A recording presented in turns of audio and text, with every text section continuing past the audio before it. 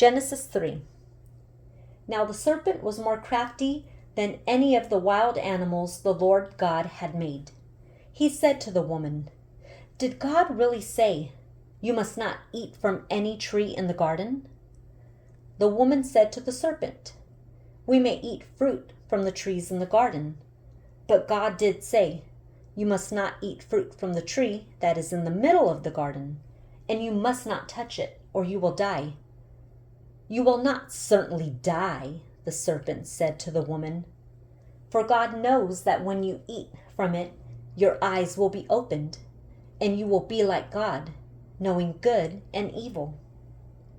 When the woman saw that the fruit of the tree was good for food and pleasing to the eye, and also desirable for gaining wisdom, she took some and ate it. She also gave some to her husband, who was with her, and he ate it. Then the eyes of both of them were opened, and they realized they were naked, so they sewed fig leaves together and made coverings for themselves. Then the man and his wife heard the sound of the Lord God as he was walking in the garden in the cool of the day, and they hid from the Lord God among the trees of the garden. But the Lord God called to the man, "Where are you?"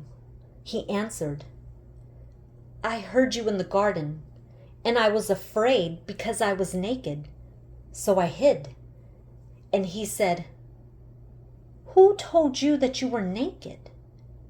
Have you eaten from the tree that I commanded you not to eat from?"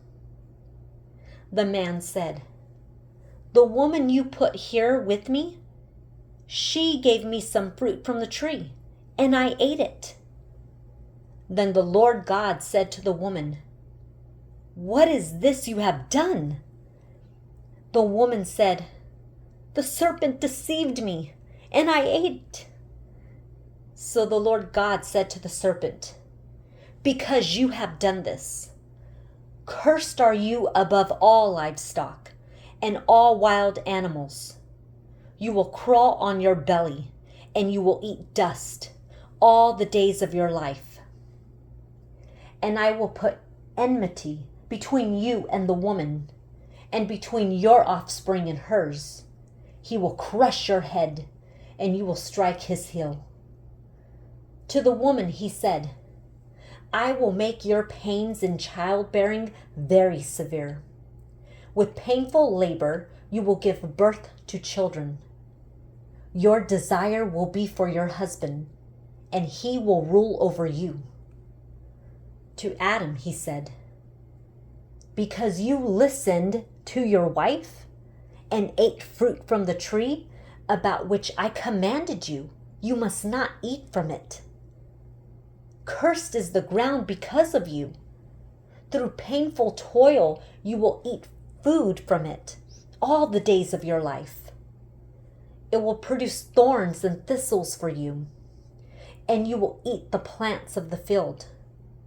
By the sweat of your brow you will eat your food, until you return to the ground, since from it you were taken. For dust you are, and to dust you will return." Adam named his wife Eve, because she would become the mother of all the living. The Lord God made garments of skin for Adam and his wife and clothed them.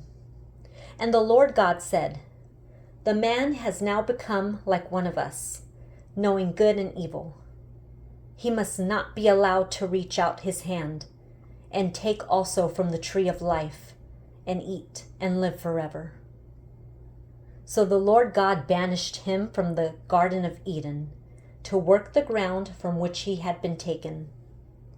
After he drove the man out, he placed on the east side of the Garden of Eden cherubim and a flaming sword flashing back and forth to guard the way to the tree of life.